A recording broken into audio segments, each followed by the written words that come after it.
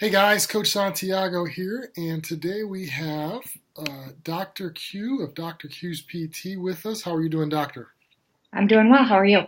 Good, good. I wanted to talk to you today, if I could, about something that's often talked about with a lot of the parents that I work with, and who better to speak on it than a doctor, um, and that is stretching. So that's kind of going to be the topic that we're going to talk about today. I want to talk about all three phases of stretching and things you can do during the game, before the game, and after the game. Before I do that, can you give us a real brief, quick background on yourself so everybody kind of knows who you are? Sure. Like you said, I'm a doctor of physical therapy. I specialize in orthopedics and sports medicine with a particular interest in young athletes. I have always wanted to be in the medical field, and initially I wanted to be a doctor, a medical doctor, physician, actually an orthopedic surgeon.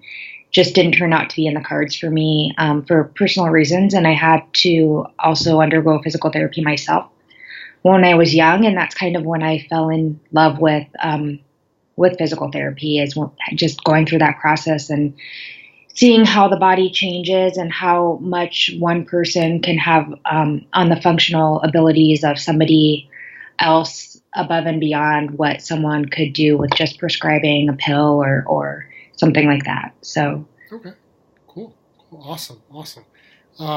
So the first part we're going to talk about today is really, I know as a coach, being on a field probably during over 1,000 baseball games as a coach, it's one of the parts of the game that we always struggle to make sure players understand is so important to our performance that day. But most people, um, if you watch a pregame situation, just do not take not the sport itself, but the actual pregame stretching to get ready for competition very seriously. So, can you talk to us a little bit about what each athlete should be trying to accomplish pregame, so they're actually on the field and they're going through their stretching program? What are some of the goals they can reach inside of a 10 or 15 minute time frame that they have to stretch? sure. Well, the first thing that we should talk about is the difference between the different type of stretching that you are typically accustomed to doing. So there's dynamic stretching, which is stretching actively.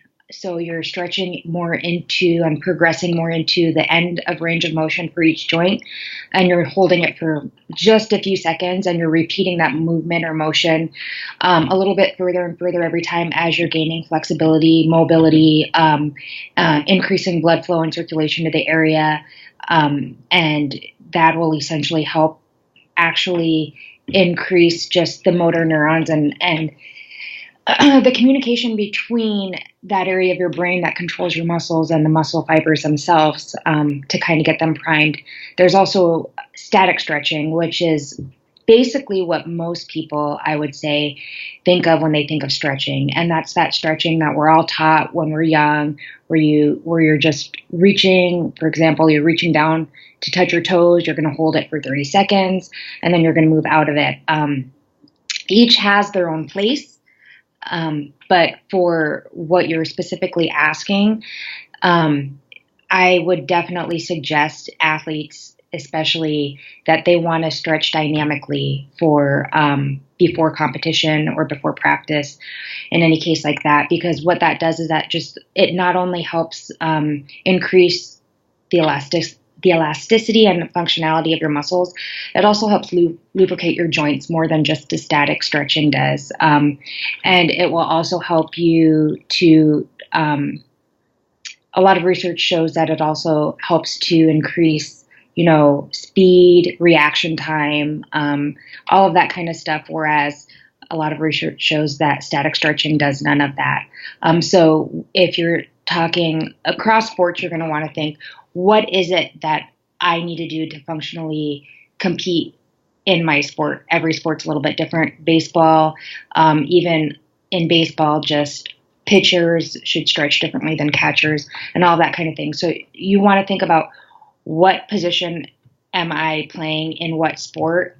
What type of movements does that, do I need to do that to accomplish that?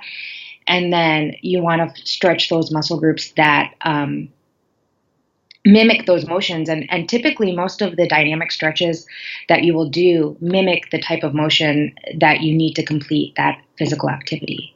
Okay, awesome. So now let's assume that, I'm a parent of a player, or I'm coaching a player, or I am that player that, for whatever reason, that day is not going to be in the starting lineup, which means, I may go in, half hour, 45 minutes, even an hour after the game actually starts. So I've actually gone through a team warm-up session. I've gotten through that process. And then the game actually starts. However, I'm not a part of the starting lineup. Are there any things I can do while I'm on the sideline or in the dugout, or depending on which sport you're playing, to make sure that my muscles and my body are in the best possible condition to go out there and perform at a high level? Well, yeah. Probably the worst thing that you can do is just sit there, which is what we tend to see a lot of times happen. Is a kid just sits there on the bench, then someone either gets hurt or someone gets taken out of the game, and all of a sudden this player is called to go into the game, and they've just been sitting there. And what happens is, when you're just sitting there, not only do your muscles get cold, but you're in this flexed posture and in this flexed position. And when you're dynamically moving throughout a sport, you're not necessarily stuck in that flex position where your knees are flexed, your hips are flexed. Your trunk is usually, for athletes sitting on the sidelines, your trunk is typically flexed because you're leaning down towards your knees, and it's just the typical athletic seated position that we see. And what happens is, then when you try to get into that upright position and move around, your muscles are kind of stuck in this flexed, tightened position. So you want to definitely do the warm up with your coaches in the beginning. But as you're there, you don't want to just sit there. You want to get up, you want to move around, you want to continue to stretch throughout, especially if you know, hey, at some point I'm going to go into this game. If it's a pitcher and they're just going to be, if it's their day off, it's not so important, right? But if you're sitting on the sidelines, your second string, maybe someone gets hurt, this is your chance to go in and shine. You want to keep your muscle groups warm. You want to keep those joints lubricated. You want to keep that mobility nice and stable, so that when you get out there, you're able to perform at the best of your ability, and your muscles are ready to fire and they're ready to react to situations. When you're just stuck in that flex position, nothing's happening. So your muscles aren't really primed to know what it is about to encounter, and be prepared to that. Okay.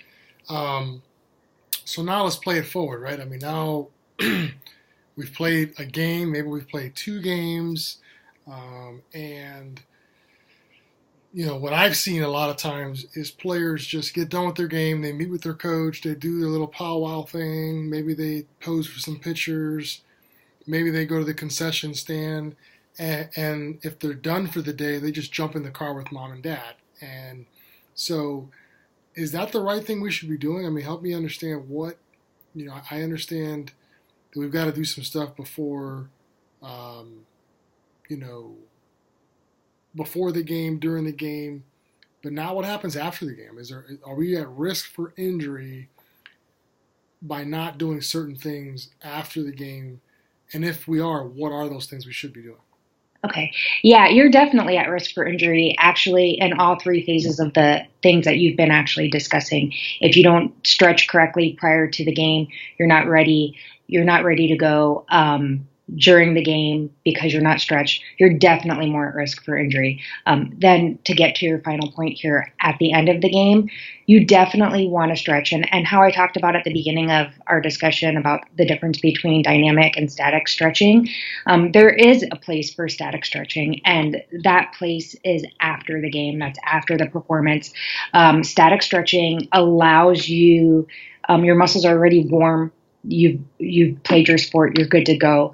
But it allows you not just to cool down, but it allows your muscles to relax. It'll allow them to relax so that later when you're, hanging out with your friends or doing whatever it is you're doing, you're not feeling so much muscle soreness. What happens? Your muscles let out lactic acid. If you don't push through some of that prior to really settling in, it's going to cause a lot more of that tightness that a lot of athletes tend to experience after they play. You also might want to mix in some foam rolling. Foam rolling is an excellent tool to use in conjunction with static stretching.